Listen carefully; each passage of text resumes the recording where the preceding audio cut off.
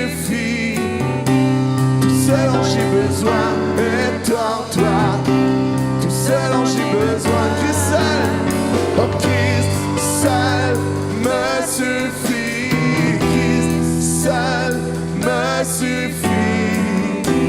Tout ce dont j'ai besoin est en toi. Tout ce dont j'ai besoin. En mon cœur j'ai choisi de suivre Jésus. Oui pour toujours, oui pour toujours. En mon cœur j'ai choisi de suivre Jésus. Oui pour toujours, oui pour toujours. La croix devant moi, le monde derrière moi. Oui pour toujours, oui pour toujours. La croix devant moi, le monde derrière moi. Oui pour toujours, oui pour. En mon cœur j'ai choisi de suivre Jésus. Oui pour toujours, oui pour toujours. À mon cœur j'ai choisi de suivre Jésus. Oui pour toujours, oui pour toujours. La croix devant moi, le monde derrière moi. Oui pour toujours, oui pour toujours. La croix devant moi, le monde derrière moi. Oui pour toujours, oui pour toujours. Oui pour toujours, oui pour toujours. Oui pour toujours, oui pour toujours.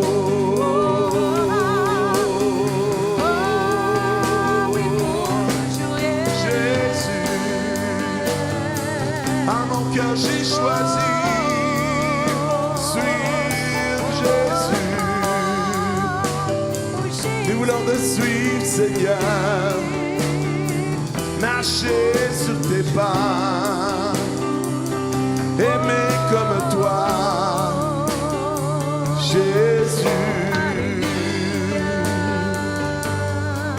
Jésus. Jésus, Jésus.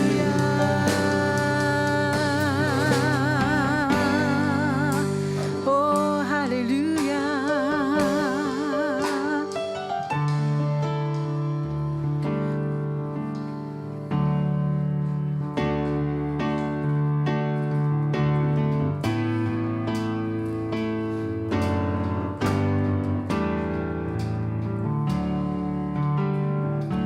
Jésus seul est mon espoir, lui ma lumière, ma force, mon chant, pierre angulaire, solide rempart. Oh, même quand l'orage devient violent, oh quel amour, oh quelle paix, les luttes cessent, la peur se tait, mon réconfort, mon plus grand bien, oh dans l'amour du Christ je me tiens.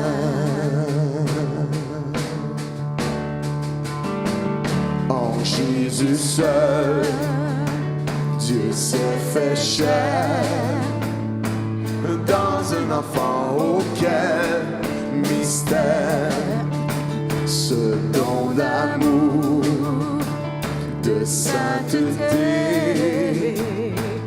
haï par ceux qui vinrent sauver, jusqu'à la croix, il s'est livré, sur lui d'accord, l'air est tombé, tous mes péchés, il les a pris, par la mort de Jésus, je vis. Là dans la tombe, il reposait, lumière vaincue par les ténèbres. Quel jour glorieux, il apparaît, oh d'entre les morts il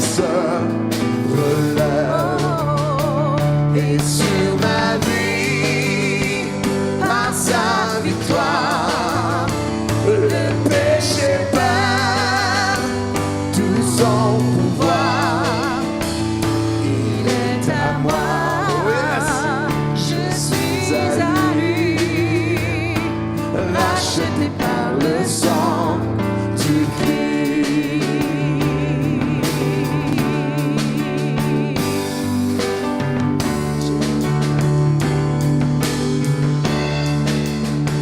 Je vis en paix, je meurs sans crainte, gardé par la puissance du Christ. Tu premier cri au dernier souffle. Jésus est maître de ma vie. Les plans des hommes, oh du malin, ne peuvent m'arracher de sa main.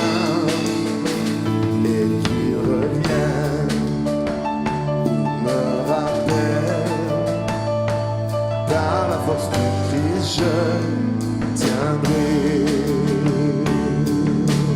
Je vis en paix, je vis en paix, je meurs sans crainte, gardé par la puissance du Christ, du premier cri au dernier souffle. Jésus est maître de ma vie. Les plans des hommes, oh du malin, ne peuvent m'arracher de sa main. Et qu'il revienne ou me rappelle, par la force du Christ je tiendrai. Les plans des hommes, les plans des hommes, oh du malin, ne peut m'arracher de sa main. Et qu'il revienne ou me rappelle, par la force du Christ je tiendrai. Qu'il revienne et qu'il revienne ou me rappelle, par la force du Christ je tiendrai.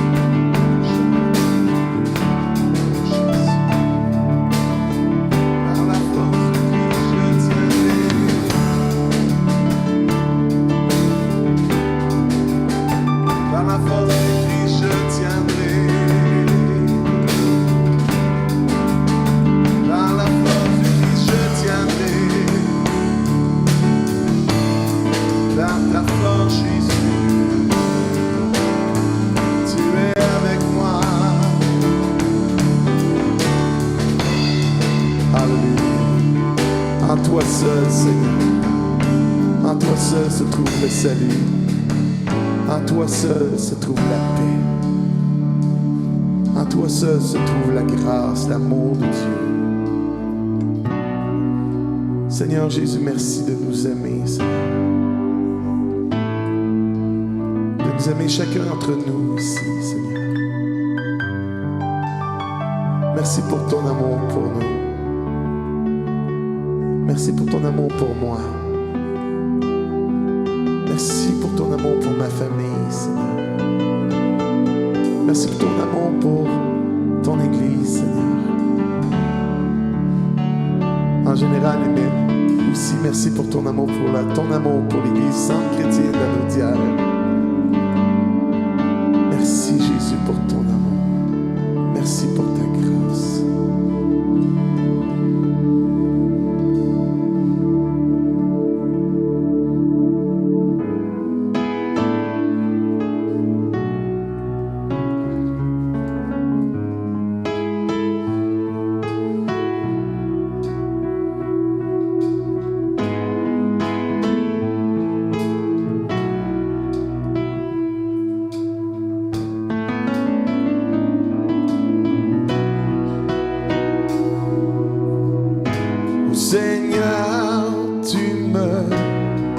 cherche.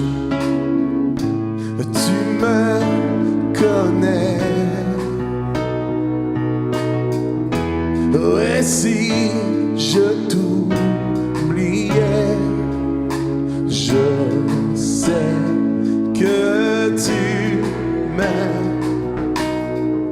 Oh, ta sainte présence,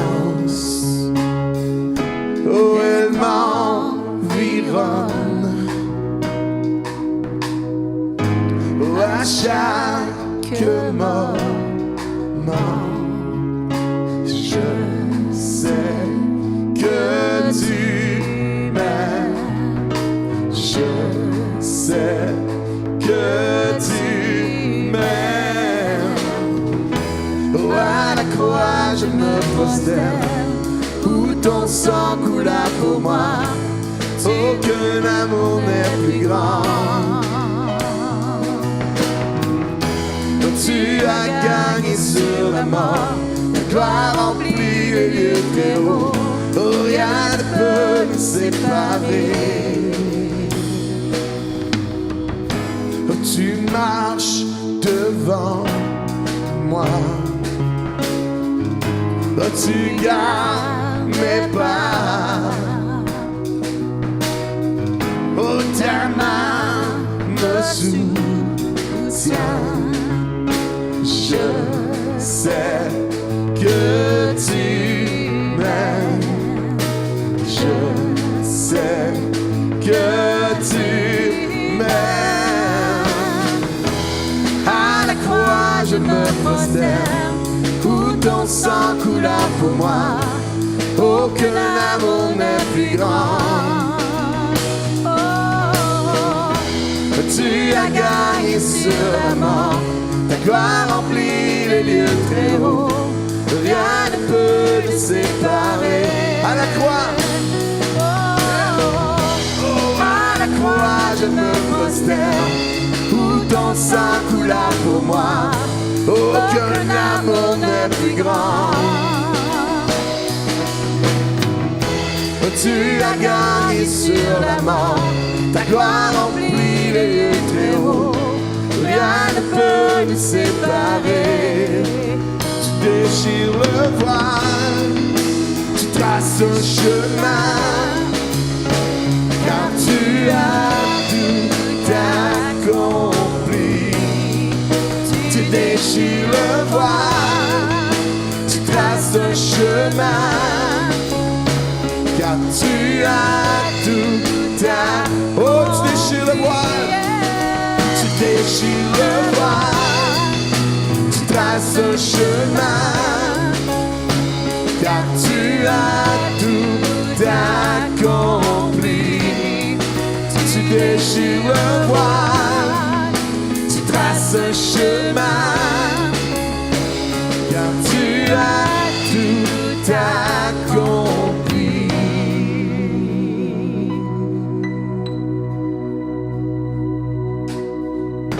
Si tout s'effondrait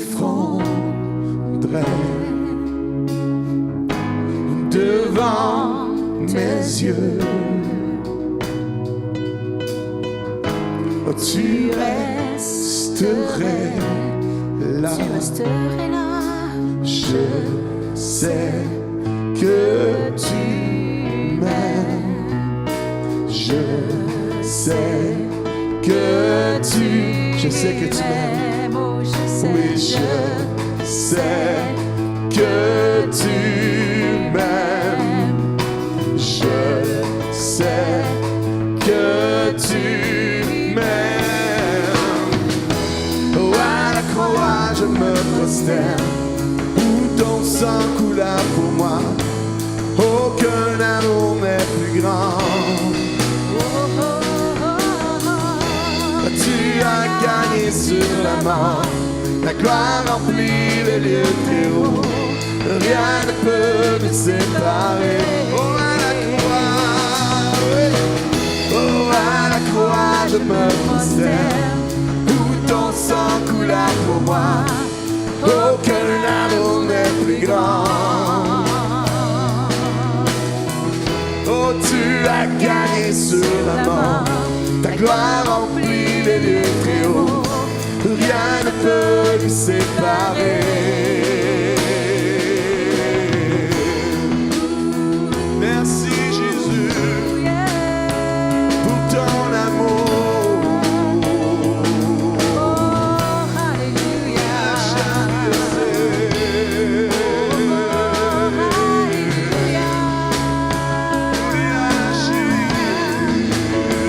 Merci pour ton amour, Jésus. Merci pour ton amour. Je sais que tu m'aimes, Seigneur.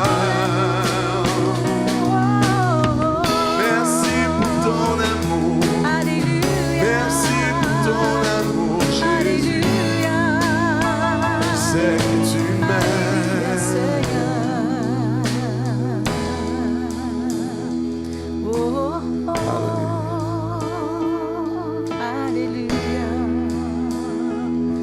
Alléluia, Seigneur. Oui, je sais que tu m'aimes. Je sais que tu m'aimes. Est-ce que vous pouvez dire ce matin? Je sais que tu m'aimes.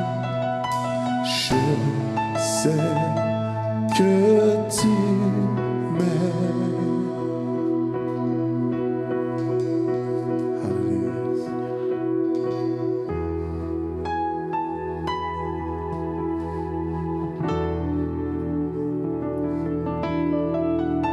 J'ai hâte ça en sa présence ce matin.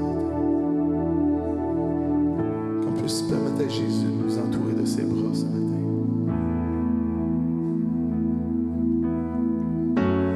S'il y a une chose qu'il veut qu'on sache, c'est qu'il nous aime ce matin.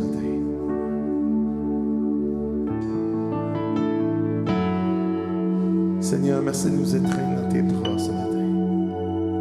Merci, Jésus.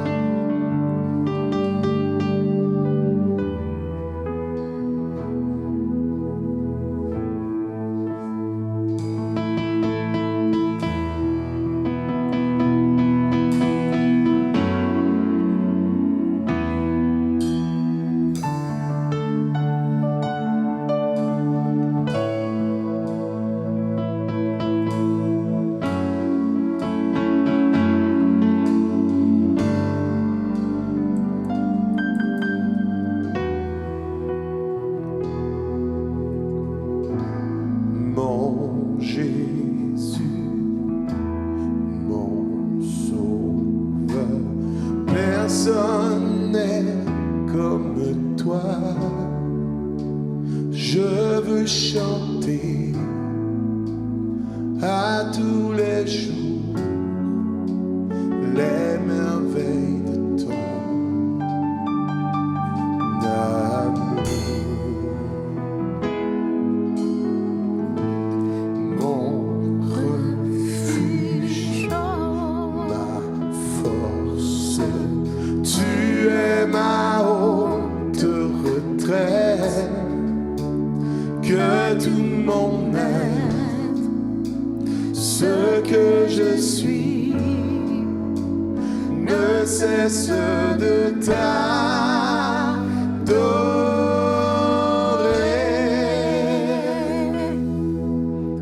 Crie au Seigneur, toute la terre chantons, puissance, majesté et louange au roi. Les noms se prosternent et les mains mugissent au son de ton nom. Je chante de joie à la vue de tes œuvres. Pour toujours je t'aimerai, je chanterai. Rien ne se compare aux promesses que j'ai en toi.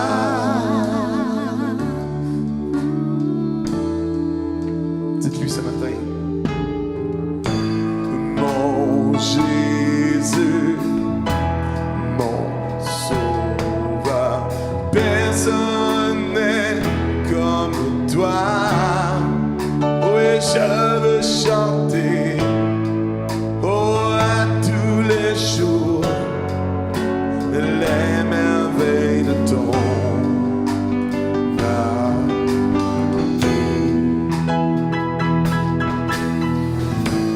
Mon refuge, ma force, tu es ma haute retraite, que tout mon être, pour ce que je suis, ne cesse de t'adorer.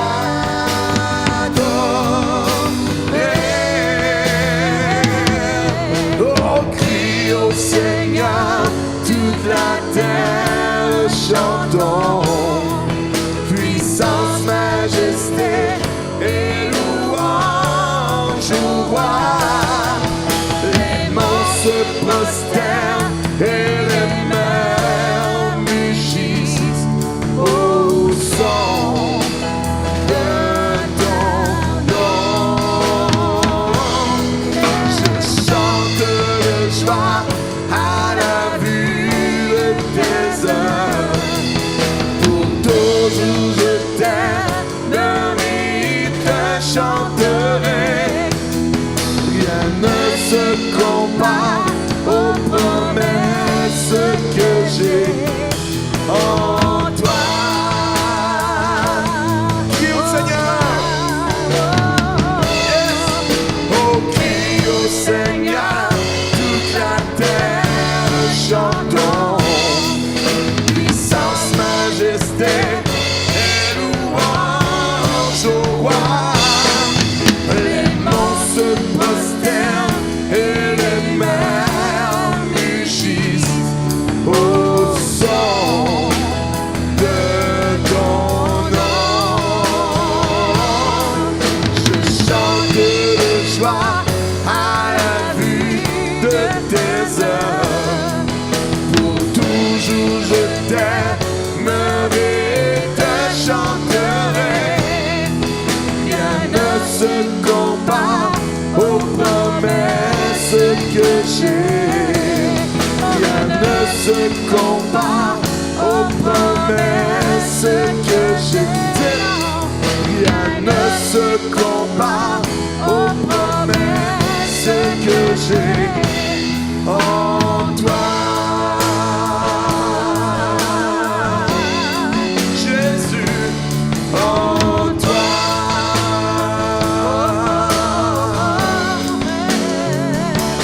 En toi.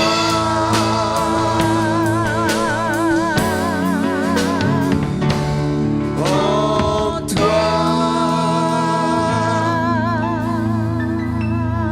Alléluia. Est-ce qu'on peut acclamer le Seigneur ce matin? Yes. Oh, alléluia.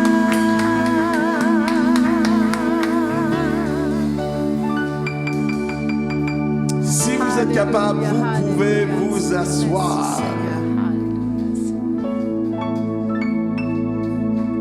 Est-ce que c'est les annonces ou bien la capsule? On va faire les annonces, après ça, on va passer à la capsule. Allez. Alléluia. Bon matin tout le monde. C'est toujours un plaisir de pouvoir louer le Seigneur ensemble, en personne ou à la maison. Bienvenue tout le monde. Les annonces rapidement. Le 2 octobre, juste vous rappeler que les cours sur Romains reprennent sur Zoom. Alors, simplement, vous recevrez un courriel, vous aurez juste à y répondre pour qu'ils puissent vous envoyer le cours en réalité. Alors, et le 6 octobre, la prière va reprendre également. On vous rappelle sur Zoom aussi. Et on vous rappelle de toujours vous inscrire à tous les dimanches. Vous recevez toujours le courriel. Sinon, comme vous savez, vous pouvez être sur Zoom, en streaming également. Et vous rappelez que dimanche prochain, ça va être le dimanche de la rentrée, où est-ce qu'on veut juste souligner nos enfants et puis les graduer, parler un petit peu des ateliers. On va avoir deux invités spéciales, deux invités surprises qui vont nous partager la parole et on va avoir aussi une louange par un autre père et fille avec d'autres gens. Alors, ça, c'est dimanche prochain.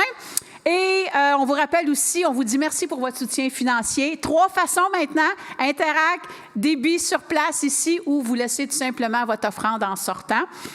Et pour les anniversaires cette semaine, en passant la semaine passée aussi, ils ont souligné leur 25e anniversaire de mariage et il y avait vraiment à cœur, ils veulent partager en famille. C'est-tu beau? Ils nous ont envoyé ça, cette belle photo. Quand j'ai vu la photo, je dis c'est Jasmin Senior avec Ariane. Vraiment un beau couple, hein? Sont-ils beaux? Il y a 25 ans, ça s'est passé cette semaine. Josie n'a pas changé d'année. Bon anniversaire encore. Et on est en famille, on partage. Et parlant justement d'anniversaire de mariage, il y a Rosine qui célèbre son anniversaire de mariage cette semaine, le 22, et la fête de leur garçon Freddy, c'est leur jeune garçon, 20 ans. Et je sais qu'ils ne sont pas là, elle fait le ministère à Saint-Lin, mais vous aurez un petit courriel à Suzy samedi. Ça va être son anniversaire. Elle va avoir l'âge qu'elle voudra vous dire. Vous lui demanderez. Pour les femmes, on ne demande pas ça, ça a l'air, mais on taquine bien. On est en famille. Alors, voici pour les annonces cette semaine. Merci d'être là. C'est un plaisir de pouvoir être ensemble. Et sans plus tarder, pour nos enfants, on ne veut pas les oublier. Puis en passant aussi, parlant des enfants, les parents, tous ceux de l'Église, ceux que vous avez des enfants, vous avez reçu un courriel de Céline cette semaine.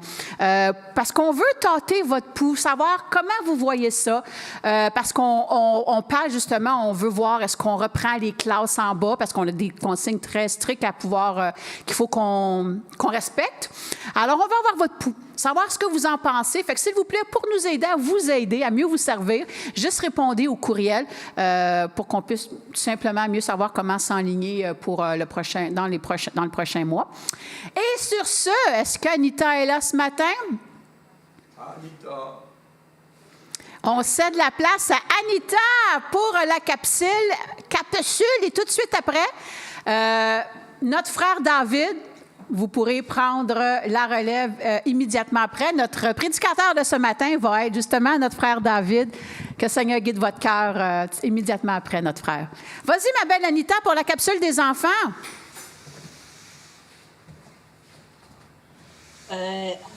Bonjour, je ne vois pas qui est à l'église, je ne vois pas qui sont les enfants, je ne vois pas s'il y a des enfants à la maison. Alors, est-ce que quelqu'un pourrait me faire une petite signe pour me dire qu'il y a des enfants qui entendent? Oui. Oui, super. OK. La thématique originale, mais je n'ai pas éliminé la thématique originale que je devais partager, mais j'ai ajouté un petit peu plus.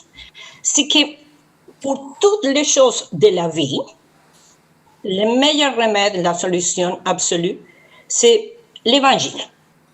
Mais il faut, en tant qu'enfant, que jeunes, ou même des personnes adultes ça fait pas longtemps qu'ils sont venus, on se demande, c'est quoi l'Évangile exactement? Parce que je connais qu'il y a 4 évangiles, mais c'est quoi que ça contient, le mot Évangile?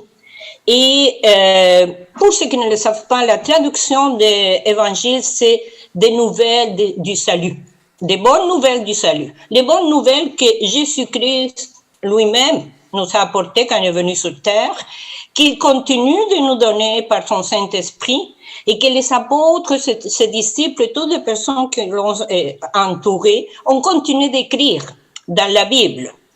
Si tu as déjà lu la Bible, le Nouveau Testament surtout, ça veut dire que tu as lu l'Évangile. Même si tu as lu juste un petit peu. Mais l'Évangile, c'est quelque chose qui va beaucoup plus loin pour moi. Parce que j'ai déjà entendu parler de personnes, peut-être pas ici, mais dans mon pays, une fois j'ai entendu un monsieur qui disait « Ah, moi, dès que je suis arrivé à l'Évangile, toutes les choses sont bien passées pour moi, j'ai prospéré. » Mais l'Évangile n'est pas un club. On se réunit à l'église parce qu'on a besoin d'être ensemble, que ce soit par Zoom, que ce soit en personne, mais pour apprendre plus de Jésus.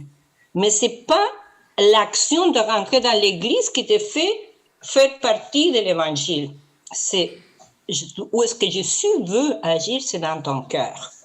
Alors, j'ai trouvé le verset qui renferme plus important enseignement peut-être qui résume tout, c'est Jean 3,16 qui dit « Car Dieu a tant aimé le monde qu'il a donné son Fils unique, afin que quiconque croit en lui ne périsse point, mais qu'il ait la vie éternelle. » Alors, si tu crois en Jésus, peut-être tu es encore en train de connaître et tu te poses plein de questions, mais dans ton cœur, il y a comme une semence qui veut grandir pour connaître de plus en plus Jésus.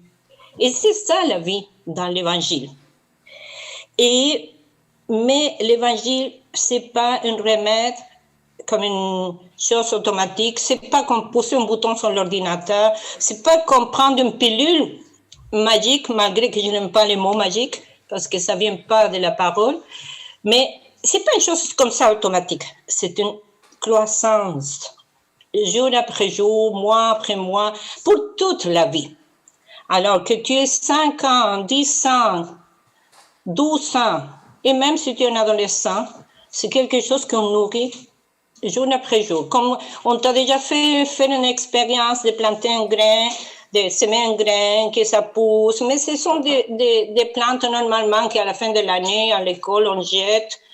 Mais à la maison, tu vois que ta maman arrose les plantes, peut-être des fois met des vitamines pour les plantes, mais c'est quelque chose qu'on fait grandir graduellement. Et c'est comme ça qu'on doit apprendre, parce que Jésus nous aime tellement, que tu sois petit, que tu sois grand, que tu sois maigre, que tu sois rond, que tu sois très grand et que tu sois très, très petit, il t'aime. Il t'aime parce que tu es rond, il t'aime parce que tu es mince, il t'aime parce que tu es un peu énervé, il t'aime parce que tu es très calme, il t'aime en tout temps. Mais il veut que toi, tu l'aimes aussi. Il veut avoir une relation avec toi. Et c'est ça le remède pour la vie. La relation que tu vas avoir avec lui. OK? Et c'est une relation qui grandit jour après jour. Si j'amène un enfant, mettons que tu sois un garçon, j'invite un garçon. Il dit, Julien, voici ton ami Peter, c'est ton voisin. À partir de maintenant, tu vas l'aimer. Tu dois l'aimer avec tout ton cœur, tu dois le bénir, lui donner des cadeaux, jouer avec lui, faire toutes les choses pour lui. Mais est-ce que je peux t'imposer cet amour dans une seule seconde? Et une demi-heure plus tard, je reviens et te dis, OK, est-ce que tu l'aimes maintenant? Ça ne marche pas. Il faut faire grandir. Tu vas faire des activités peut-être. Tu vas trouver que les garçons n'est pas gentil. C'est pas tout à fait l'ami que tu voudrais avoir. Alors, tu vas peut-être chercher d'autres amis. Ou peut-être que c'est une super amie et qui va grandir l'amitié pendant toute l'année, les années qui suivent, et ça va rester peut-être pour toute la vie. Mais c'est une relation que tu as nourrie, que tu as alimentée, que lui t'a donné son amitié, toi tu lui donnes son amitié et ça continue. C'est la même chose avec Jésus. Parce que l'évangile, c'est pas de venir à l'église. Que tu viens content ou tu viens obligé, c'est pas de venir à l'église, c'est de garder une relation d'amour, d'amitié, de parler avec Jésus à chaque jour. Et si un jour tu as manqué, ça ne veut pas dire que le Seigneur est avec un bâton pour te frapper. Simplement, il va te rappeler dans ton cœur, ça fait des jours que tu ne m'as pas parlé, peut-être que tu vis des choses difficiles et je voudrais soigner ton cœur. Je voudrais soigner tes bobos, ton genou. Je voudrais soigner tes préoccupations. C'est une relation qui grandit à mesure du temps. Et moi, je parle pas de l'amour d'un couple qui est un amour qui va se marier. Je parle de l'amour qui existe en tout temps. Mais je vais te lire un verset qui est d'un couple fiancé. OK? C'est l'époux et l'épouse qui s'appelaient à l'époque ceux qui étaient fiancés. Mais l'époux, c'est Jésus, et l'épouse, c'est l'Église. Donc, tu fais partie. Peut-être que tu n'as pas pris encore la décision de donner complètement ta vie à Jésus, mais tu fais partie de l'Église parce que tu grandis là-dedans. Alors, les fiancés parlent de sa bien-aimée, et il dit qu'elle est un lys au milieu des épines. Telle est mon amie parmi les jeunes filles. Ça veut dire que ce fiancé l'aime tellement que n'importe qui soit une actrice de cinéma, n'est pas aussi belle que sa fiancée qu'il aime tellement. Et la fiancée, elle dit comme un pommier au milieu des arbres de la forêt. Tel est mon bien-aimé parmi les jeunes hommes.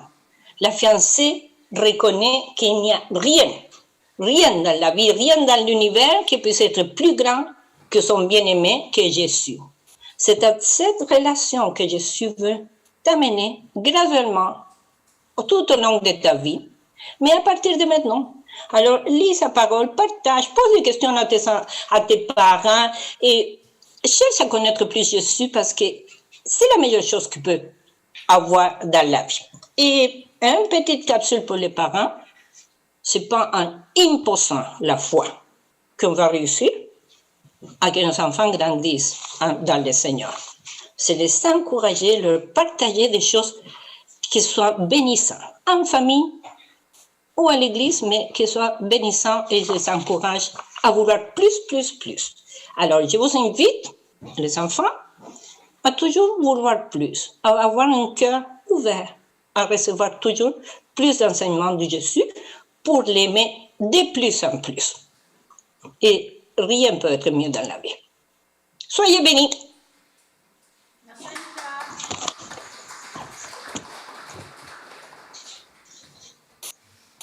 Ce matin, on a un invité spécial, notre frère David. Est-ce qu'on peut l'accueillir ce matin?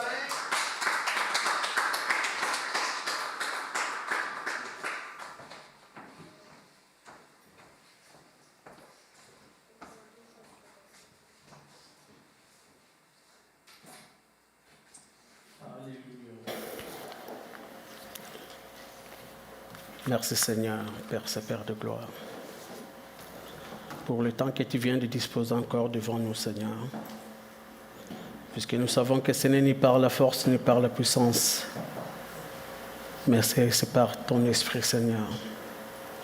Et qu'à ce moment, le Saint-Esprit puisse prendre le contrôle de toutes choses, jusqu'à la moindre des détails. Saint-Esprit de Dieu, nous t'invitons. Parle-nous. Parle-nous, car nous sommes des enfants de Dieu que Jésus a rachetés sur la croix. Merci pour la grâce et merci pour ton amour. Et merci pour la parole que toi tu viens nous donner ce matin. Pour la gloire du Père au nom de Jésus, que j'ai ainsi prié. Amen. Aujourd'hui, ce matin, nous allons parler de quelque chose. Nous allons parler de Jésus. Puisque c'est lui seul le thème, c'est lui seul qui est le maître de l'histoire. Jésus a été avant même la fondation du monde. Avant même que le monde soit créé, Jésus était toujours là. Et comme c'est lui qui est le maître de l'histoire, lui seul aussi qui peut changer l'histoire de ta vie, l'histoire de ma vie, et l'histoire de toute personne qui lui confie sa vie. Il est là et il attend toujours.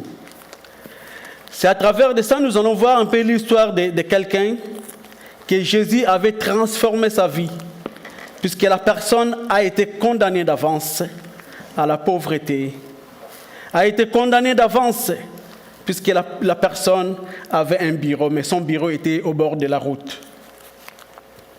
Mais quand Jésus est entré dans l'histoire de sa vie, depuis ce jour-là, tout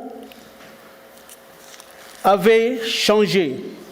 Nous allons prendre nos Bibles dans le livre de Jean chapitre 9, versets 1 à 41. Mais nous allons les lire progressivement parce qu'à un moment, on va aller dans une autre histoire.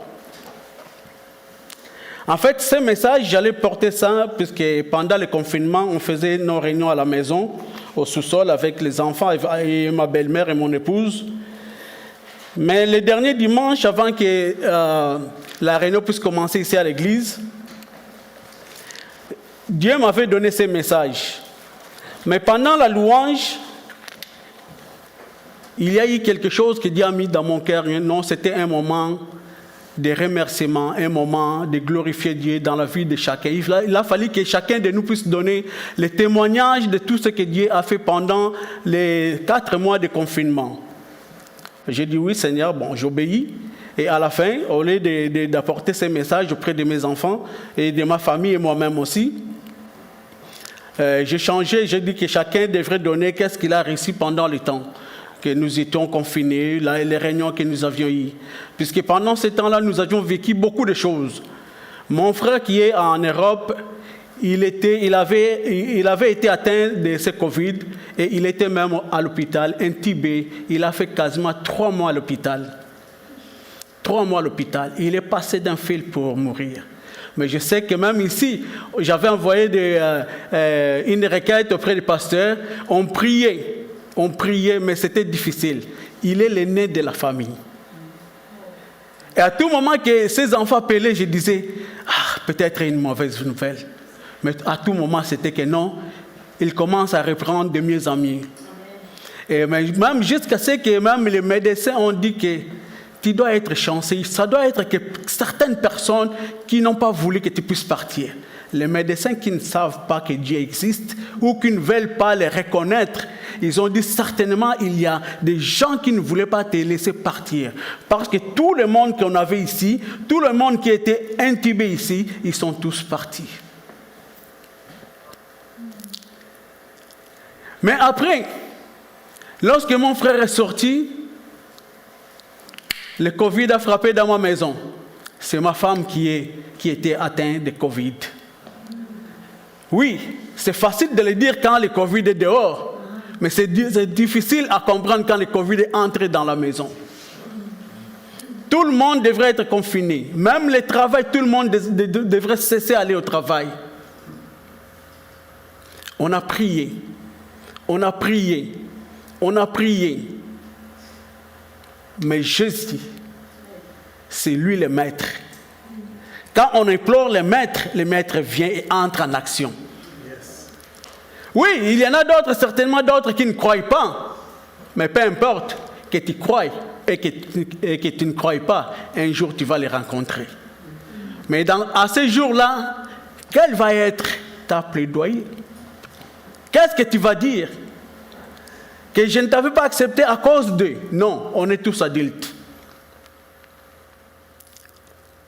Le premier même dimanche, un certain vendredi, ma femme, son souffle commençait à se couper. Elle n'arrivait plus à respirer. Elle m'a dit, je crois que je vais aller à l'hôpital.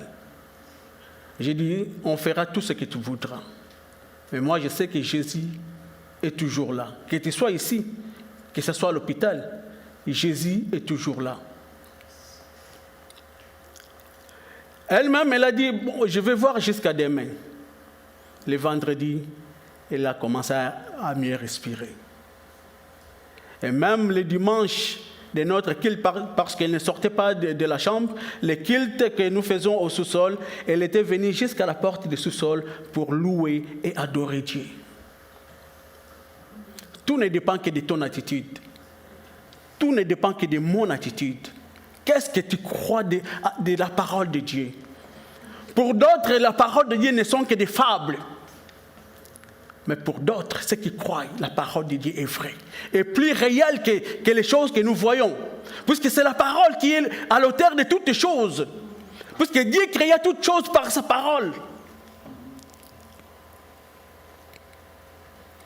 On a témoigné.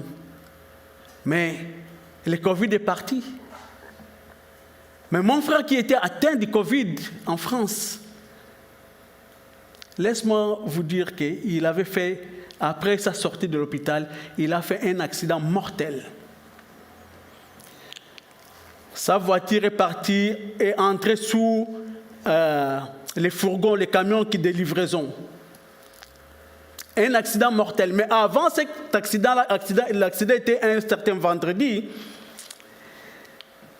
Mais moi, j'ai dit la nuit, Dieu me révélait comme dans une vision qu'il y avait eu 3 voleurs qui voulaient entrer dans notre maison. Pas ici, mais à Kinshasa. Et j'ai surpris les 3 voleurs. On commençait à lutter avec les 3 voleurs. Mais j'ai vu quelqu'un qui me donnait un bâton, comme les bâtons de baseball. Et lorsque j'ai pris ce bâton-là, j'ai commencé à chasser ces voleurs. Et les voleurs ont pris fuite et j'ai commencé à les pourchasser. C'était à quelle heure? Je me suis réveillé, c'était 3 heures du matin. J'ai réveillé ma femme, j'ai dit que ça c'est bizarre. Puisque quand on voit un voleur dans une vision, le voleur n'est rien d'autre que le diable. Et ce voleur-là ne vient pas pour voler les biens matériels de la maison, mais le voleur vient pour voler l'âme. Donc il y a un voleur qui veut entrer dans ma famille et voler l'âme de quelqu'un. À 3 heures du matin, moi et ma femme, nous avions commencé à prier. On a prié le matin. J'étais même fatigué puisque je devrais prendre la première personne en charge au travail à 6 heures du matin. Mais je suis parti quand même au travail. Vers 9 heures, j'ai dit, un esprit m'a dit, tu peux appeler ta belle-sœur. J'ai pris le téléphone, j'ai appelé. J'ai appelé ma belle-sœur qui me dit que, ah oui, justement, tu sais quoi? J'ai dit non, je ne sais rien. Ton frère allait mourir. J'ai dit quoi? Parce que c'était à 9 heures du matin, ton frère a fait un accident mortel. La voiture est déclarée perte totale. Et même les devants, c'était vraiment tout brisé. Et puis le feu a commencé même à sortir. Les pompiers sont venus. Les coussins gonflables, tous les deux se sont déployés. Mais on a fait sortir ton frère. Les gens pensaient peut-être qu'il allait avoir les jambes coupées au cou, brisées. Mais il est sorti indemne. À quelle heure? À 9 heures, l'heure de Paris. 9 heures, heure de Paris. Ici, c'est quelle heure? C'est 3 heures. Et mon frère commençait à m'expliquer comment est-ce que c'était passé. Je lui ai dit seulement que oui, maintenant je comprends. Il m'a dit, mais tu comprends quoi? Toi, tu as toujours des choses parfois un peu bizarres. Oui, je comprends, parce que Dieu me l'avait révélé la nuit. Et j'ai vu 3 voleurs. Jésus est réel. Amen. Il y en a d'autres dans l'église même qui viennent par habitude. Ils viennent, mais ils ne croient pas vraiment. Mais laissez-moi nous dire que Jésus est réel. S'il y a quelqu'un qu'on peut confier notre vie, c'est lui. Aujourd'hui, on voit comment est-ce que les gens se confient peut-être avec l'argent. Quand ils ont l'argent, ils n'ont plus besoin de personne. Ils se disent que je me suffis par moi-même. L'argent ne peut pas te sauver. Puisque si cela était ainsi, les gens qui ont beaucoup d'argent ne devraient pas mourir. Mais on va parler de l'histoire de cet homme. La Bible nous dit ceci. Jean chapitre 9, verset 1 à 41, mais on va lire Jean chapitre 9, verset 1 jusqu'à 4. Jésus vit en passant un homme aveugle de naissance. Ses disciples lui posèrent cette question. Rabbi, qui a péché, cet homme ou ses parents, pour qu'il soit né aveugle? Jésus répondit, ce n'est pas que lui ou ses parents aient péché, mais c'est enfin que les œuvres de Dieu soient manifestées en lui. Il faut que je fasse, tandis qu'il est jour, les œuvres de celui qui m'a envoyé. La nuit vient où personne ne peut travailler. Pendant que je suis dans le monde, je suis la lumière du monde. Verset 6.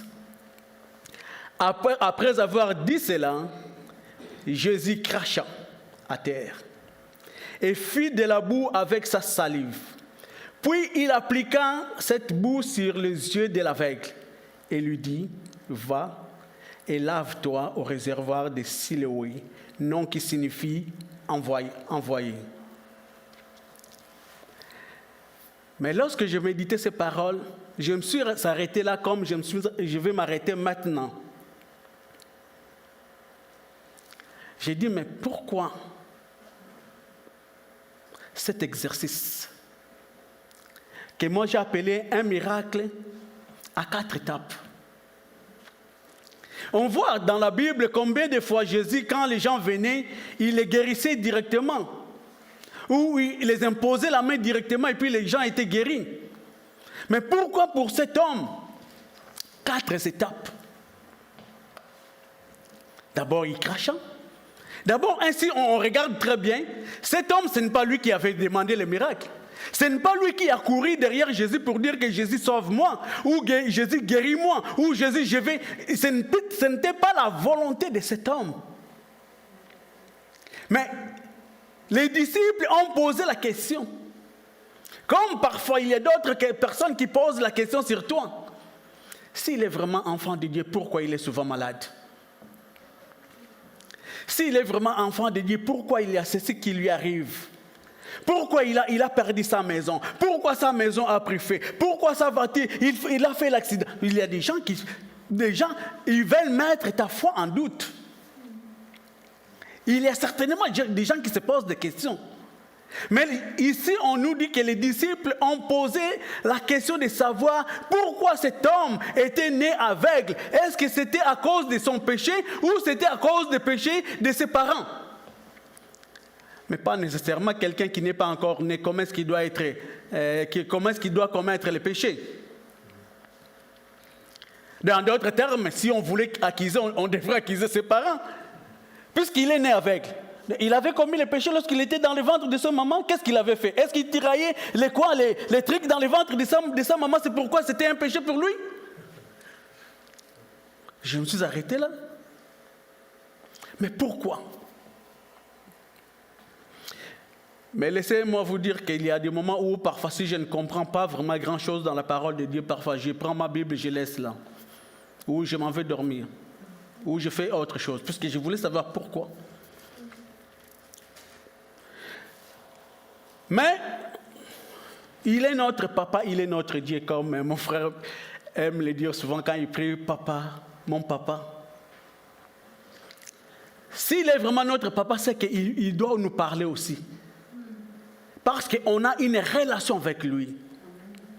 Moi, je parle avec mes fils qui sont là bénis et destinés divines. Je leur parle souvent. Et j'aime souvent leur parler. Et c'est là où Dieu m'amène que prends ta Bible, va voir l'histoire de Bartimée. C'est comme dans mon cœur, va voir l'histoire de Bartimée. J'ai dit, oh mais ça c'est un autre aveugle aussi. Ok, j'ai obéi, je suis parti voir l'histoire de Bartimée dans le livre de Marc.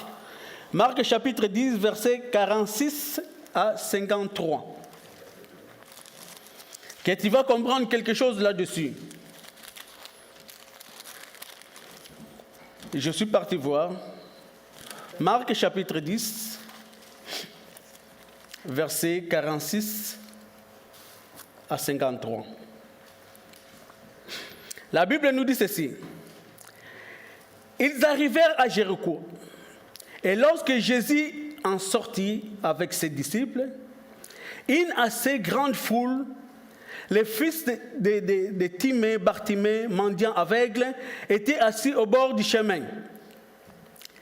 Il entendit que c'était Jésus de Nazareth et il s'est mis à crier, « Fils de David, Jésus, aie pitié de moi. » C'est là où mon entendement, c'est là où Jésus, mon Dieu, commençait à m'ouvrir encore les yeux pour comprendre le pourquoi.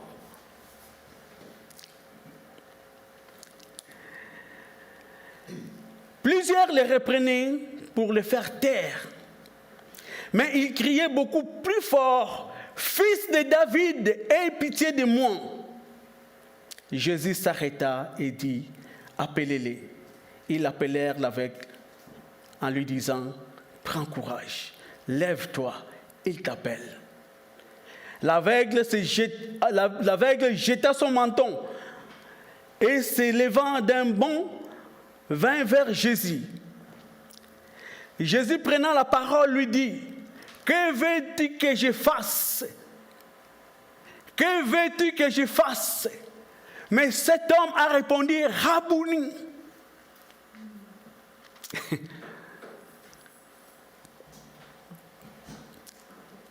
Bartimée, si vous remarquez, regardez dans toutes les guérisons que Jésus a faites, souvent on ne souligne pas les noms de la personne que Jésus avait guérie.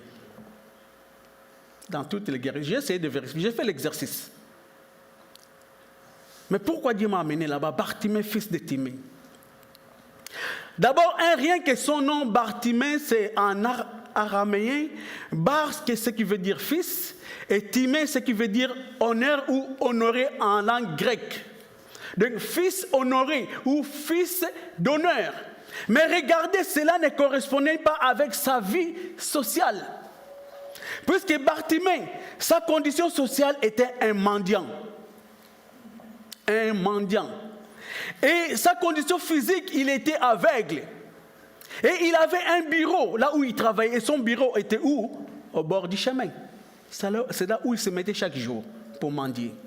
Et remarquez même les cris qu'il a lancés vers Jésus. Jésus, il a dit d'abord, fils de David, Jésus, aie pitié de moi. Pourquoi pitié de lui? Certainement, lorsqu'il mendiait, les gens lui donnaient toujours par pitié. Ah, pauvre pitié. Ah, j'ai eu vraiment pitié de lui. Souvent, on entend souvent ça. Hein? J'ai tellement eu pitié de lui que je lui ai donné même tout ce que j'avais dans ma poche. Donc, certainement, il entendait souvent ces mots-là, pitié, pitié. Donc, il implorait les gens par pitié que aidez-moi. Si vous ne m'aidez pas, je ne sais pas comment vivre. Mais laissez-moi nous dire, Jésus, Dieu, ne nous donne pas par pitié. Même si tu ne le connais pas, hein, Dieu ne te donnera rien par pitié. Tout ce que Dieu nous donne, il nous le donne par amour. Tout ce que Dieu nous donne, c'est par amour et non par pitié. Arrêtez d'implorer la pitié. Mais demandez sa grâce. Son amour. Car même le premier verset nous dit que Dieu a tant aimé. Dieu a tant aimé quoi? A tant aimé le monde. Est-ce que tu vis où? Dans le monde. Donc si tu veux implorer la grâce de Dieu, implore son amour. Car Dieu ne nous donne pas par pitié, mais Dieu nous donne par amour. L'amour de Dieu envers nous. Nous qui sommes ses enfants. Il a crié 2 fois. Fils de David, Jésus, aie pitié de moi. Sa demande a été par rapport à la promesse de Dieu.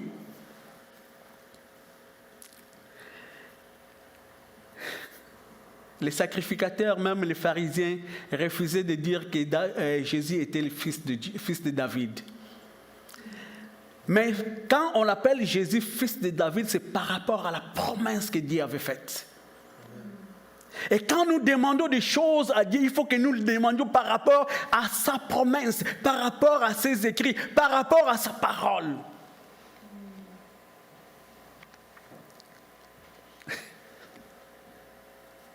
C'est pourquoi le deuxième cri, Jésus s'arrêta, il a dit, celui-là il me connaît. Certainement il me connaît. Puisqu'il connaît que je suis vraiment fils de David. C'était la promesse que Dieu avait faite au roi David, que ton trône restera à perpétuité. Et même lui-même, le fils, lorsqu'il était venu, il avait déterminé sa mission sur la terre. Sa mission sur la terre était dans le livre de Luc chapitre 4, versets 18 à 19, là où Jésus dit que l'Esprit du Seigneur est sur moi parce qu'il m'a oint.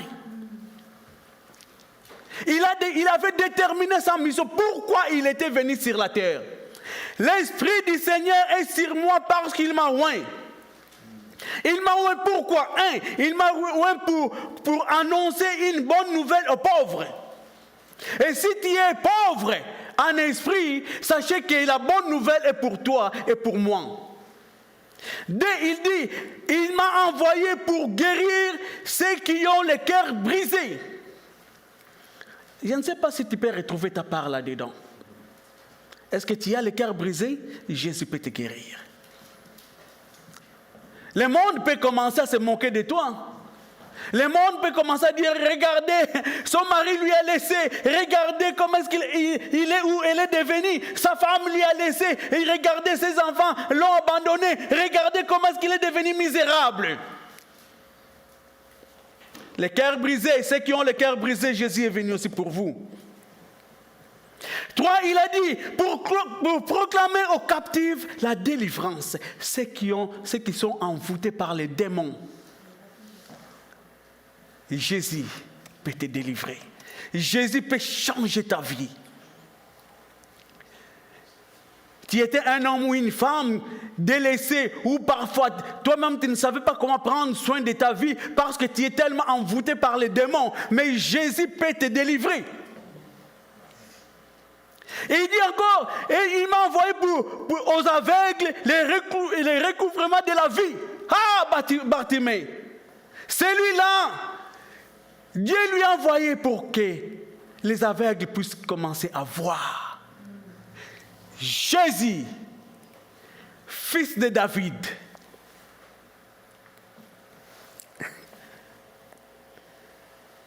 Ce qu'il avait de meilleur, son menton ne lui intéressait plus guère. Il a jeté même son manteau.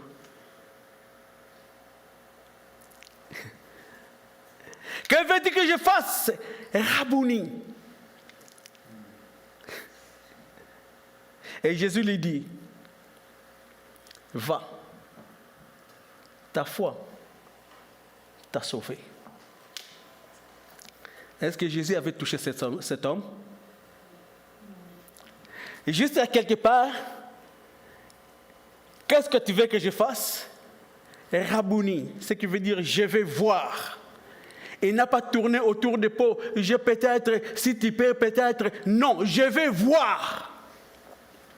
Puisque je sais que c'est toi qui as la puissance et l'autorité pour que je puisse voir. Je vais voir. Va. Ta foi t'a sauvé. Mais Jésus n'avait même pas touché. Il a fallu qu'il impose, comme on voit aujourd'hui d'autres personnes, avant qu'ils puissent se sentir vraiment que l'onction est là, il faut que tu puisses tomber. Non, regardez, l'onction de Dieu ne fait pas seulement tomber les gens. Et après, lorsque tu vas tomber, il va te dire qu'il faut amener une bonne action, une bonne offrande d'action de grâce. Non, ici on ne voit pas ça. Là, chez moi, c'est maraboutage. Les marabouts du XXe siècle, qui ont pris le nom de l'église, qui ont mis, mais ils ont la pratique de leur père le diable. Ici, on ne voit même pas que Jésus va dire, non, regardez cet homme, le premier lui a dit que va te laver. Fais un chemin, moi je ne serai même pas là, vas-y. Ici, il dit que ta foi t'a sauvé. Et directement, Bartimée a commencé à voir. Donc on voit dans le cœur de cet homme Bartimée, il y avait une prédisposition de recevoir, de saisir quelque chose de la part de Dieu. Son cœur était prêt parce que son cœur était attaché à la parole de Dieu. Son cœur était attaché à la promesse de Dieu. Il avait une interaction entre lui et Jésus. Et cette interaction, c'était quoi? C'était la parole de Dieu, c'était la foi en lui. Mais aujourd'hui, quand on ne voit plus les miracles, les gens commencent à accuser les pasteurs, les hommes de Dieu. Ah, ça fait longtemps que je vais là-bas, je ne vois même pas les miracles. Est-ce que tu as suffisamment de la foi en toi? Les pasteurs ne sont pas des guérisseurs. Les pasteurs ne sont pas des marabouts. Les pasteurs ou les hommes de Dieu annoncent la parole de Dieu. Si la parole de Dieu trouve la place dans ton cœur, c'est là où Dieu va venir et faire quelque chose dans ta vie.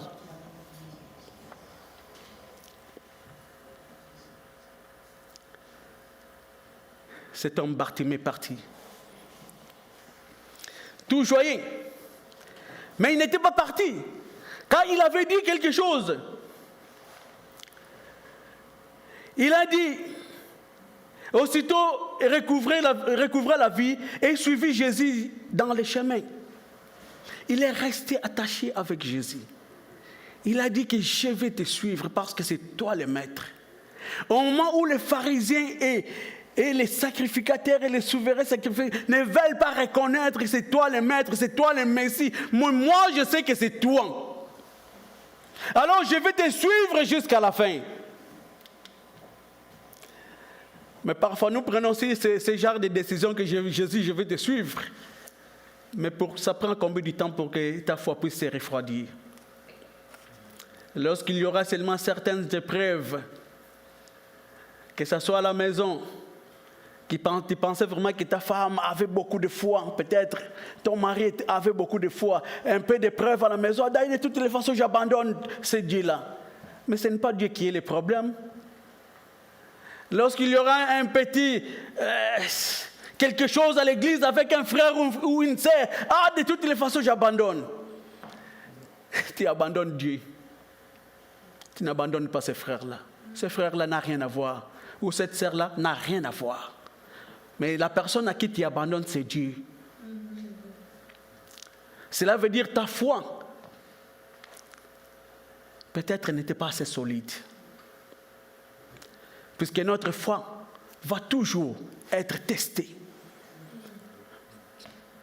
La Bible nous dit que notre foi doit passer par le feu pour comprendre si vraiment on est dans le Seigneur ou pas dans le Seigneur. Quand on passe par le feu, afin que notre foi grandisse encore. Quand tu vas commencer à marcher, tu marches comme un homme ayant la foi de Dieu en lui. Plus rien ne peut plus te faire tomber. Frapper, jetez-moi là-bas. Mais ma foi restera toujours là. Puisque la foi, Dieu ne l'a pas mis en dehors de nous, mais la foi, Dieu l'a mis en nous. Amen. Si tu l'abandonnes, cela veut dire que c'est toi qui prends ta foi et puis tu jettes ta foi.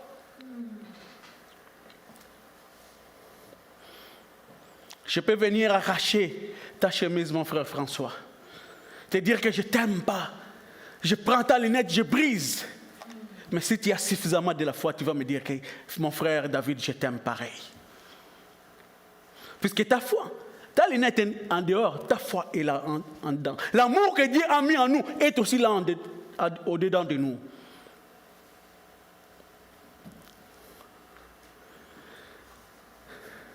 Va, ta foi t'a sauvé. Alors je voulais comprendre le pourquoi. On revient. Remarquez le miracle à 4 étapes. Il a fait la boue, il cracha, il a fait la boue, il a appliqué sur ses yeux, il a dit va te laver.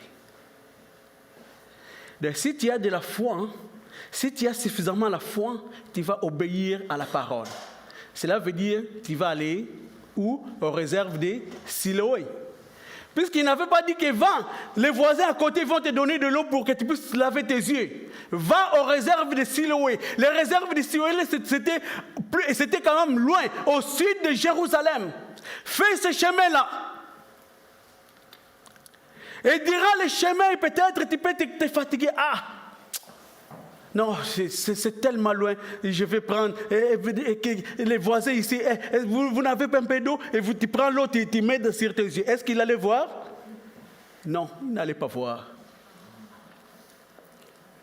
Ou tu vas te dire tellement que, certainement, c'est un aveugle. En plus, l'aveugle de naissance. Certainement, il y avait eu des gens qui l'accompagnaient. Mais vous pouvez dire qu'à un moment, je suis tellement fatigué, c'est tellement loin. Laisse-moi, je vais retourner chez moi. Ses parents n'étaient pas là. Mais Satan, vous savez, la foi, ça se voit d'abord par quoi? Par quoi? La foi, ça se voit d'abord par quoi? Si quelqu'un peut me répondre. Par l'obéissance. La foi, un homme de foi ou une femme de foi, on voit l'obéissance envers cet homme, on voit l'obéissance envers cette femme, l'obéissance de la parole de Dieu, l'obéissance de la parole du Seigneur. Cet homme est parti à cause de l'obéissance. Donc l'obéissance a produit en lui la foi.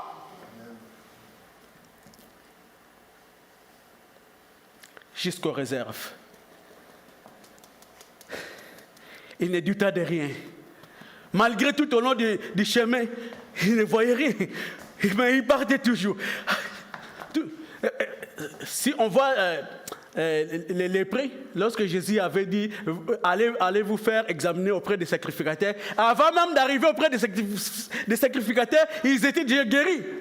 Mais cet homme, il partait toujours. Mais rien. Jusqu'aux réserves. Il a pris l'eau des réserves de Siloé. Il lava ses yeux. La première des fois, il a vu la lumière. La première des fois, il a vu les hommes. Il a vu les femmes. La première des fois. Si vous lisez ce texte, même la personne qui lui avait guéri Jésus, il ne les connaissait même pas du visage, des visages. Il ne les connaissait même pas des visages. Puisqu'à la fin, Jésus va venir les voir. Il a commencé à voir. Son obstacle était le chemin. Mais il a transcendé les obstacles qui étaient devant lui. Jusqu'aux réserves. Il s'est lavé. Et il a commencé à voir. Ça a commencé par les questionnements des disciples. Dès son retour, peut-être chantant des cris, des chants de joie, dès son retour, il retournait. Ses voisins l'ont vu, deuxième personne. Ses voisins étaient étonnés de voir, oh, mais comment? On ne dit toujours pas son nom. Mais ce n'est pas lui qui était aveugle. Est-ce que c'est lui ou ce n'est pas lui? Écoutez, les choses que Dieu va faire dans ta vie, ou les choses que Dieu fait dans ta vie, va créer la confusion dans la vie des gens qui te connaissent. D'autres ne vont plus te reconnaître.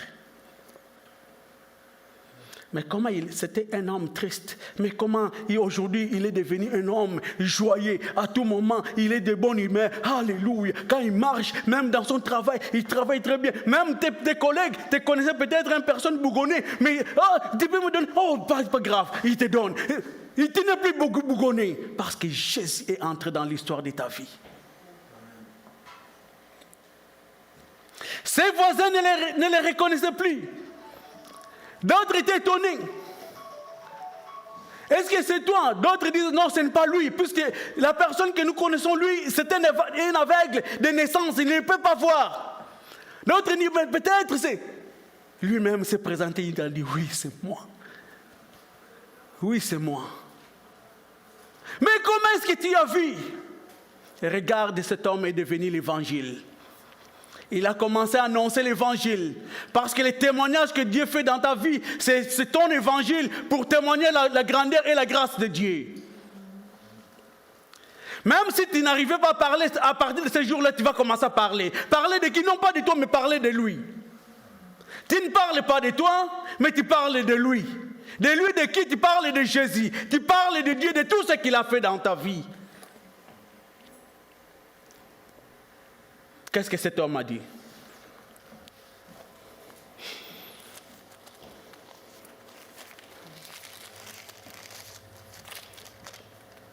Jean chapitre 9.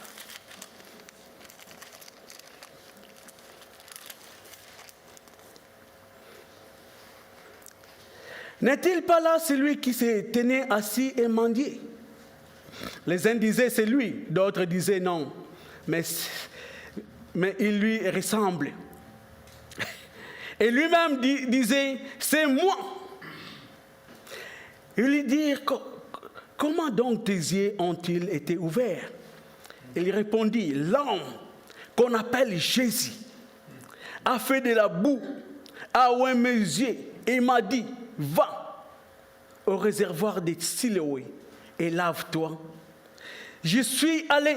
Je me suis lavé et j'ai pu voir. Et lui dire, où est cet homme?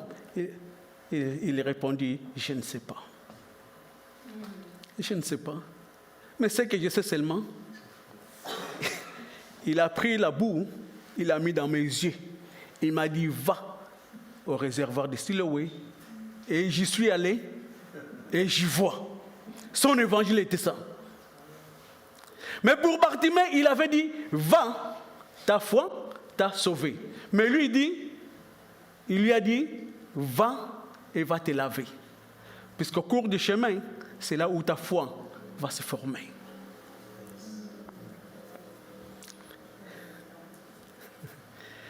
Ses voisins étaient tellement étonnés, ils ont dit, mais c'est quoi ça? Ça doit être un miracle, il faudrait que nous puissions t'amener auprès des pharisiens pour qu'ils puissent attester vraiment que oui, c'est toi. Ils l'ont amené auprès des pharisiens. Et la même question. Alors c'était un jour de sabbat, les pharisiens, le jour de sabbat que Jésus avait fait de la boue. Et il lui avait ouvert les yeux. De nouveau, les pharisiens lui demandèrent comment il avait pu voir. Et il leur dit, il a appliqué de la boue sur mes yeux. Je me suis lavé et j'y vois. Les pharisiens n'étaient pas contents. Le bien-être de quelqu'un, le bien-être social de quelqu'un, ça leur portait paix. Ce qui était important pour eux, c'était quoi? C'était la religion, c'était les dogmes. Et les jours de sabbat, on ne peut pas faire un miracle. Comment cet homme a pu faire un miracle? Mais ce miracle est pour faire du bien à quelqu'un. C'est pourquoi un jour Jésus avait traité les pharisiens des hypocrites. Il les avait traités des hypocrites, non pas parce que Jésus voulait à tout prix les traiter comme des hypocrites, mais à cause de leur agissement. À tout moment que Jésus faisait un miracle, le sabbat, ça leur... Ça leur... Je ne sais pas comment dire ça. Ils étaient vraiment hors d'eux-mêmes. Comment est-ce que cet homme pouvait le faire? Les jours de sabbat. Mais un jour, Jésus leur a dit que vous êtes tellement des hypocrites. Puisque si l'un de vous a perdu son troupeau, ou l'un de son troupeau est tombé dans les trous le jour du sabbat, vous n'allez pas laisser votre troupeau là, le jour du sabbat. Vous allez regarder à gauche, c'est comme ça que les hypocrites agissent. Vous allez regarder à droite, il n'y a personne. Sortez. Un hypocrite, il vient auprès de toi, il te sourit. Hypocrite. Mais il fait des choses dont toi tu ne sais pas. Jésus les a traités des hypocrites à cause de ça. Mais si un bétail, vous le faites sortir dans les trous le jour du sabbat, mais moi je fais du bien pour un homme qui n'a pas pu voir depuis sa naissance, mettez les dés dans une balance. Qu'est-ce que vous allez choisir?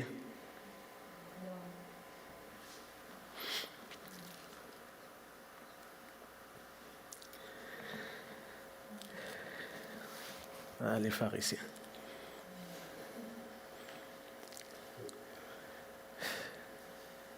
Il a expliqué à ces pharisiens. La Bible nous dit, il y en a certains, les Juifs ne crurent point qu'il était né aveugle. D'autres, ils ont vu les miracles, mais ils refusent de croire ces miracles. À tel point que ces Juifs-là, il a fallu qu'ils fassent appel à qui? À ses parents. Les parents qui n'étaient pas là, les parents, on les a fait venir. Est-ce que c'est votre fils? Ils ont dit oui, c'est notre fils. Mais comment est-ce qu'il a pu voir? Qu'est-ce que ses parents ont dit? Ses parents ont dit non. Demandez-les vous-même. Pourquoi? Parce que les Juifs, ils avaient peur de dire que celui qui a produit ces miracles, Jésus, c'est le Christ. Pourquoi? Parce que les Juifs se sont convenus. Celui qui va oser de dire seulement que c'est Jésus il est Christ, on va les renvoyer de la synagogue. Vous voyez, ces hommes, supposément qu'ils devraient être des hommes de Dieu, mais comment est-ce qu'ils mettaient ils mataient même les gens? Ils créaient même la peur dans le cœur des gens. Écoutez, mes amis, écoutez l'Église. La peur ne glorifie pas Dieu. la peur, l'esprit de peur ne glorifie pas Dieu. C'est pourquoi même la parole nous dit que Dieu a mis en nous un esprit de force, non pas un esprit de timidité. L'esprit de peur ne glorifie pas Dieu. Mais l'esprit de force que Dieu a mis en nous, le Saint-Esprit, la première des choses, glorifie Jésus, glorifie Dieu. Les parents, ils pouvaient le dire que oui, c'est notre fils. Oui, il est né aveugle. Ils ont même voulu que ses parents disent que non, il n'était pas né aveugle. Mais comment est-ce que ses parents pouvaient le dire que non, il n'était pas né?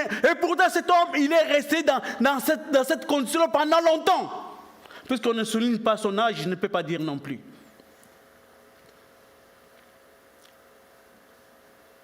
Mais bien aimé, peu importe ta condition, cet homme était aussi mendiant. Mais après cela, lorsqu'il a commencé à voir, il n'était plus retourné là où il mendiait l'argent. Il a appris à commencer à travailler avec ses propres mains. Jésus peut changer l'histoire de ta vie. Lui seul peut changer l'histoire. Il a changé l'histoire de ma vie. J'en ai vu. J'en ai vu des choses et des choses. Peut-être un jour, si par la grâce de Dieu, je peux écrire un livre. Tout ce que Jésus a fait dans ma vie. Si je commence à les rencontrer maintenant ici, il y en a d'autres, vous n'allez pas les croire. Mais que vous le croyez ou pas, je n'ai rien à inventer. Puisque tout ce que je dis, ce n'est pas pour ma gloire, mais c'est pour sa gloire. C'est pour sa gloire.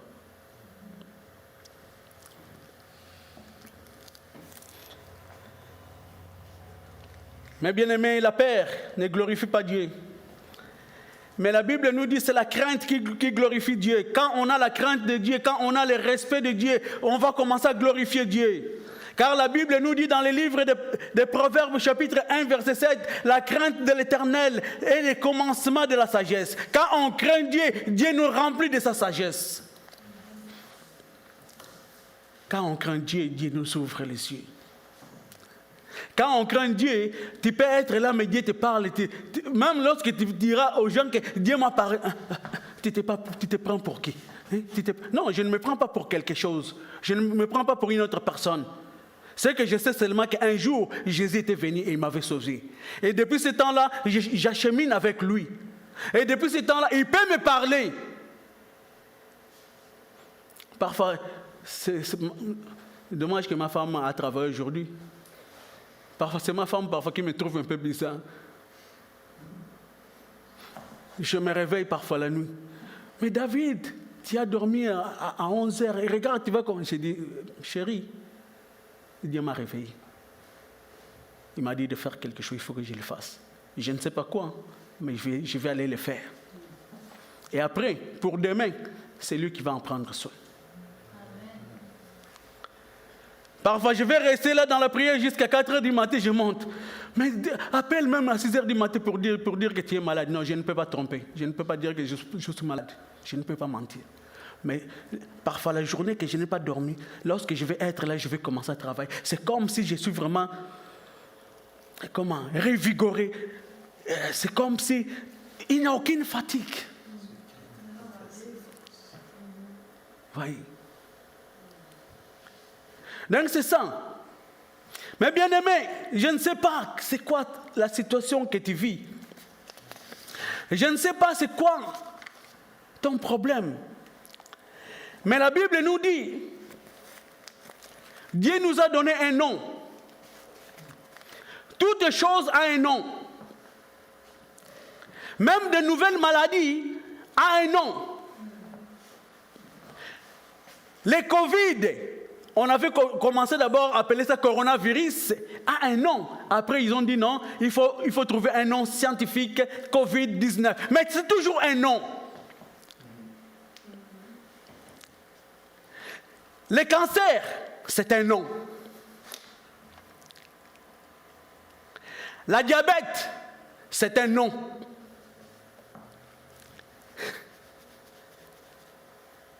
Souvent, nous marchons. Ah, moi, ma maladie, vraiment. Moi, ma maladie. Ah, ma maladie. Écoutez, tu nourris ta maladie. Tu lui donnes la force, puisque tu es là. Ah, moi, ma maladie. Moi, non. Je suis moi-même. Je sais de quoi est-ce que je parle. Je ne me moque pas de ces gens-là. Pasteur, tu sais, non? J'ai été à l'hôpital, interné. En sortant, tu as eu le diabète. Mais je ne nourris pas ce diabète, puisque c'est un corps qui est venu dans mon corps. Donc, ce n'est pas ma maladie. Je n'étais pas né avec ça. Comment je peux commencer à nourrir ça? Moi, maladie, diabète, il prend un peu de sucre. Lâchez-moi un peu ça là. Ce n'est pas ma maladie.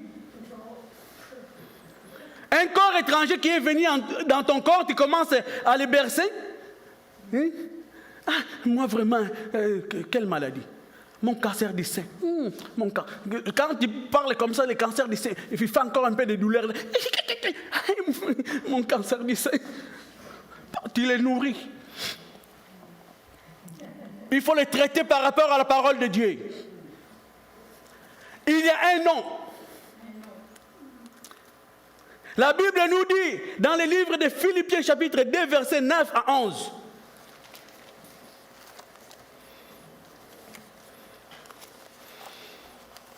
Même à la maison, quand on me dit, hey, non, je n'ai pas le diabète. Je ne suis pas né avec ça. Il est venu tel qu'il est venu, tais-toi et sors. Au nom de Jésus. Je ne te nourris pas. Je ne te glorifie pas. Je vais glorifier celui qui a sauvé ma vie. Et celui qui a sauvé ma vie a un nom. La Bible nous dit ceci. Philippiens chapitre 2, versets 9 à 11. C'est pourquoi aussi Dieu l'a souverainement élevé. Et lui a donné le nom qui est au-dessus de tout nom. De tous les noms. Citez-moi tous les noms que vous voulez. Daniel, c'est quoi les noms que tu veux? C'est quoi les noms que tu veux? Non, à part les noms de Jésus. Non, un nom qui est au-dessus d'une maladie ou d'une souffrance. Un nom qui est au-dessus de Jésus. Tous les noms qui est sous comme maladie, tu peux donner un nom. Non, même si tu ne vis pas ça, mais tu peux citer un nom. Une maladie que tu connais. Dépression, voilà. Schizophrénie. La colère, c'est ça aussi, c'est un nom. Christiane. L'anxiété. Qui veut donner encore un nom? La pauvreté. Qui peut? Hein? La tristesse. Manque. Surtout ça. Ça prend les gens dans la captivité. Manque de pardon. On va se voir seulement jusqu'au ciel. Au ciel, tu n'iras pas. Puisqu'au ciel, ce n'est pas les gens qui ne savent pas pardonner. Il faut apprendre à pardonner maintenant. C'est quoi les noms? Tu n'as pas un nom? La Bible nous dit ceci. Vous êtes mes frères. On partage la parole de Dieu. C'est pourquoi aussi Dieu l'a souverainement élevé et lui a donné le nom qui est au-dessus de tout nom. Mais il n'a pas seulement donné à Jésus le nom qui est au-dessus de tout nom. Mais le verset continue, afin que, au nom de Jésus, tous genoux fléchissent dans le ciel. Donc, s'il y a quelque chose qui est dans le ciel, ça peut fléchir. Même s'il y a un démon qui est dans le ciel, ça peut fléchir. Sur la terre, on habite où? Sur la terre et même sous la terre. Que toute langue confesse que Jésus-Christ est Seigneur à la gloire de Dieu le Père. Qu'est-ce que vous voulez encore davantage? On vous a donné les noms qui peuvent combattre tout. Mais qu'est-ce que vous faites avec ces noms-là? Que faites-vous avec ces noms-là? Ah, moi vraiment, mon cancer, vraiment. mon camp. Lâche-moi. Le nom qui est au-dessus, c'est le nom de Jésus. Je ne veux pas glorifier les cancers. Je ne veux pas glorifier la diabète. Je suis atteint de cette maladie. Mais je vis comme quelqu'un qui n'a pas ça. Parce que je dis, et même mon docteur dernièrement m'a dit, comment depuis quand j'y vais les voir, tes jambes sont gonflées? Non, c'est pareil. Non. Je vois qu'on va changer, on va commencer à te donner les pilules. Ton attitude face à ta maladie, ton attitude face à cette maladie-là qui te terrasse. Jésus est celui qui guérit.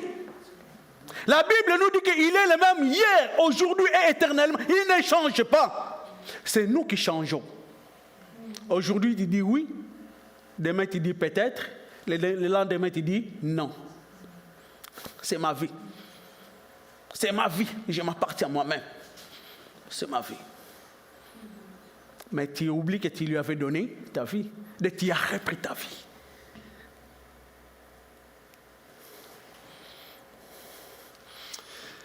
On va finir. Dernier verset. Hébreux chapitre 12, verset 2 à 3. Pasteur avait souligné ce verset dimanche passé, mais ce verset était déjà là. J'ai dit, Seigneur, merci. Hébreux chapitre 12, verset 2 à 3. Notre attitude qui est importante. La Bible nous dit, ayant les regards sur Jésus, le chef et le consommateur de la foi. Dans d'autres versions, je crois que... Ah, merci, puisque c'était vraiment la version que je voulais. Ayant les regards sur Jésus, le chef et le consommateur de la foi. Si on veut commencer à avoir une interaction, quand Jésus vient, il faudrait qu'il puisse trouver la foi en toi. Comment est-ce qu'il va trouver la foi? Il va trouver la foi, c'est par la parole de Dieu, les promesses de Dieu à qui tu crois. Et lorsqu'il va voir ça par rapport à ce qui te terrasse, Jésus va consommer. Il va manger ça, ce qu'il a parce qu'il aime, ça c'est sa propre parole. Et en l'ayant mangé, directement, tu te sens bien, il te guérit. Une interaction. Mais il faudrait que nos yeux soient fixés, non pas sur les choses de ce monde, non pas sur notre argent, non pas sur nos compétences, mais il faudrait que nos regards soient fixés sur Jésus. C'est lui qui est le chef et c'est lui qui est le consommateur de notre foi. Qui a envie de la joie, qui lui était réservée, a souffert la croix, méprisé l'ignominie et s'est assis à la droite du trône de Dieu. Considérez en effet celui qui a supporté contre sa personne une telle opposition de la part des pécheurs, afin que vous ne vous lassiez point l'âme découragée. Celui-là, c'était mon ami. Celui-là, c'est mon ami. Celui-là, c'est celui que je glorifie jour et nuit. Et il a un nom, son nom est Jésus. Il est au-dessus de toutes choses. Jésus, l'ami de mon âme. France, s'il vous plaît. L'ami de mon âme, c'est lui qui peut changer l'histoire de ta vie. Les gens te reconnaissaient comme un maladif ou une maladive ou une personne ayant atteint d'une je ne sais pas quoi. Mais Jésus peut changer ça. Jésus. Je ne dis pas autre chose, je dis Jésus. Ce n'est pas la religion qui peut changer ça, mais c'est Jésus. C'est pourquoi je peux commencer à marcher et regarder toutes ces choses. Même quand je vais, oui, le médecin, écoutez, je n'ai pas dit de ne pas aller chez le médecin. Ce n'est pas ce que je dis. Pasteur, je n'ai pas dit ça. Hein? Parce que d'autres personnes, ils transforment. Ah, il avait dit non, il ne faut même pas. Non, je n'ai pas dit ça. Il faut aller. Par rapport à cette chose-là, tu vas confronter ça avec la parole de Dieu. C'est là où tu vas commencer à dire gloire au Seigneur. Parce que le Seigneur, il est Seigneur. J'étais atteint de ceci, mais c'est le Seigneur qui m'a guéri. Combien de fois ils m'ont appelé pour aller commencer à faire des conférences dans l'association des diabétiques? Plusieurs fois ils m'ont appelé. Mais je les ai dit, je ne peux pas venir parce que si je viens, vous allez vouloir que je puisse glorifier la médecine. Non, moi je vais glorifier Jésus. C'est la chose que vous n'allez pas accepter. Donc, cela veut dire que je ne peux pas venir. Mais s'il s'agit de ma consultation, je viendrai pareil. Mais aller faire des conférences, non. Parce que je ne vais donner la gloire à personne. Seulement à Jésus. Je pouvais partir puisque les gens aiment ça. Ah, tu vas être reconnu. Puisque des médecins sont là. Tu vas à côté des médecins. De l'hôpital Les Gardères ici. Je parle des médecins, non pas de mon pays, de l'hôpital Les Gardères. Je peux même citer leur nom, mais je ne les citerai pas.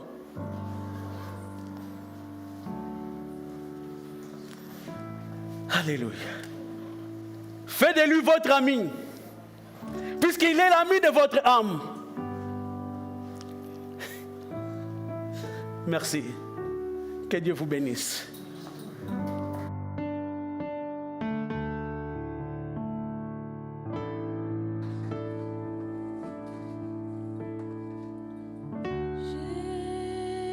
Jésus, ami de mon âme, ton regard est un feu dévorant. Jésus, laisse-moi te dire, je voudrais te suivre chaque jour. Oh Jésus, ami de mon âme, ton regard est un feu dévorant. Oh Jésus, laisse-moi te dire, où je voudrais te suivre chaque jour.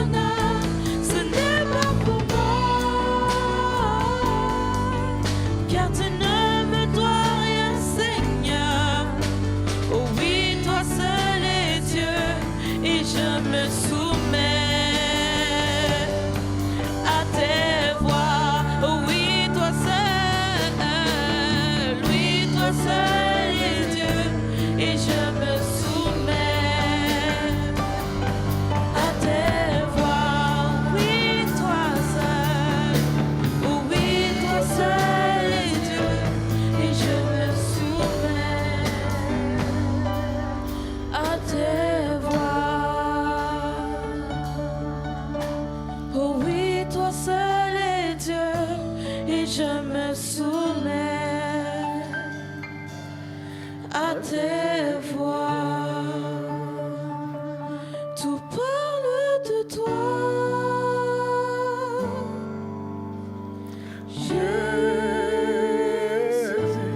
Et tout est pour toi. Pour ta gloire et ton honneur, ce n'est pas pour moi. Car tu ne me dois rien, Seigneur. Oui, toi seul est Dieu, et je me soumets à tes voix. Oui, toi seul. Oh, oui, toi seul est Dieu, et je me soumets à tes voix.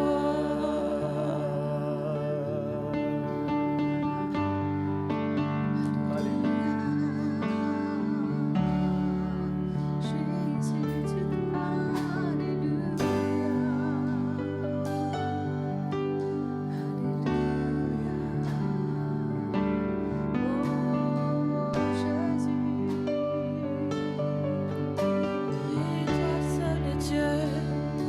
Oui, oui, toi seul est Dieu. Oh.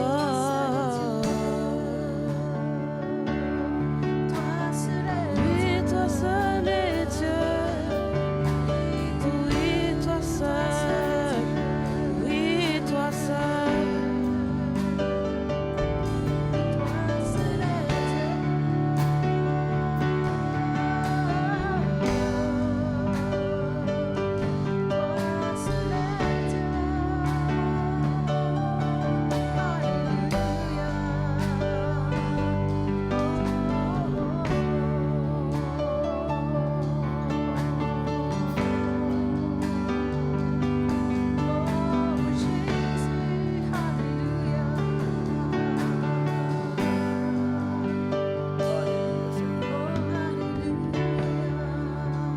Alléluia, Seigneur Dieu. Seigneur, tu connais les cœurs des gens, Seigneur. Peu importe là où ils sont, Seigneur, même ceux qui nous suivent au moyen de cette application Zoom, Seigneur. Ta grâce, Seigneur Dieu, dans les cœurs de tout et chacun, Seigneur Dieu. Ta parole nous dit que tu es toujours le même hier, aujourd'hui, éternellement. Ce que tu avais fait autrefois, tu peux encore le faire aujourd'hui. C'est toi l'ami de mon âme. Tu connais ton peuple, tu connais tes enfants, Seigneur. L'ennemi vient pour nous terrasser. Mais je sais seulement que toi, tu nous as donné la vie et cette vie en abondance. Guéris le cœur, Seigneur. Oh Seigneur, là où il y a des besoins, Seigneur Dieu, viens rencontrer ces besoins. Puisque nous remettons tous entre tes saintes mains, Seigneur, dans le nom de Jésus. Le seul nom que toi tu nous as donné, Père, c'est Père de gloire. Le nom qui est au-dessus de tous les noms. Alléluia. Alléluia, Seigneur. Guéris ton peuple. Bénis ton peuple. Oh Yahweh, Papa, merci pour toutes les choses jusqu'à la moindre des détails, Seigneur. Puisque toi, celle qui connais les fins détails de la vie de tout et chacun de nous. Pour la gloire du Père, Yahweh, que je demande au nom de Jésus-Christ de Nazareth, le vivant, que j'ai ainsi prié. Amen.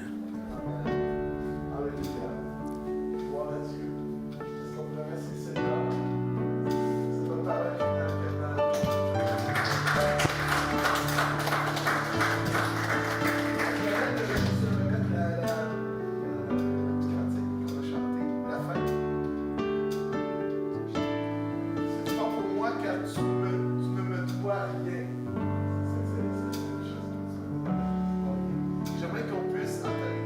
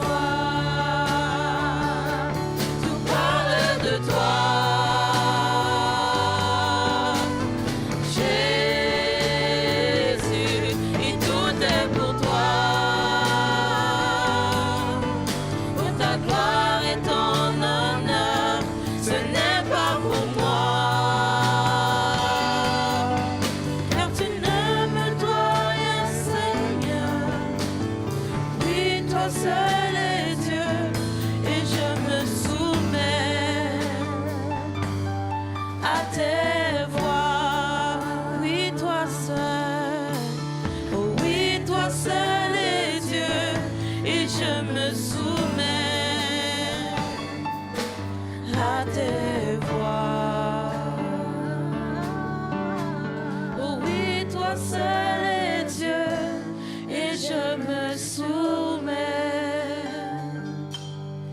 à tes voix.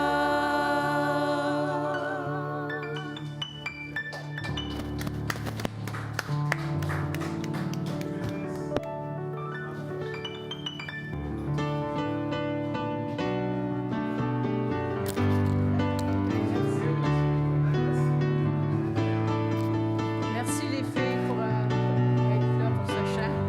Merci David. Non, c'est Jésus, ami de mon âme.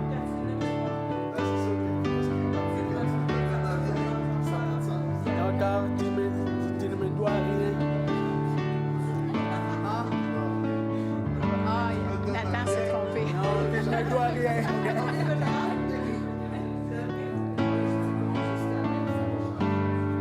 Hein?